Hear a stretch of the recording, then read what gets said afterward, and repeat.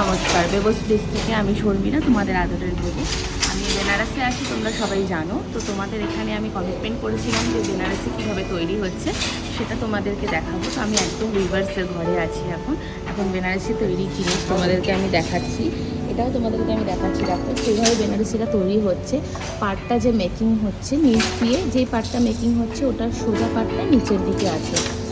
এই পোর্শনটা আমাদের নিচের দিকটা যদি আমরা দেখি, এই পোর্শনটা আমরা সোজা পাটটা দেখতে পারবো। এরপরে তোমাদেরকে আমি দেখাবো একটা ছোট ভিডিওতে যে এই বেনারসি যে সুতোগুলো, সেইভাবে কিভাবে তাঁতি ভাইরা সেই সুতোগুলোকে আলাদা আলাদা করে পাট করে সুন্দর করে গুছিয়ে এই বেনারসি এত কষ্ট করে দিনের পর দিন চরকা বেনারসির একটা চরকার মাধ্যম করে এই সুতোগুলোকে পুরো আলাদা করে জারিগুলোকে আলাদা আলাদা করা হচ্ছে। তারপর সেই জারিগুলো যাচ্ছে উইভার্স তাঁতি ভাইদের কাছে, তারা সেইগুলোকে ভালো করে আবার সেটাকে বুনছে।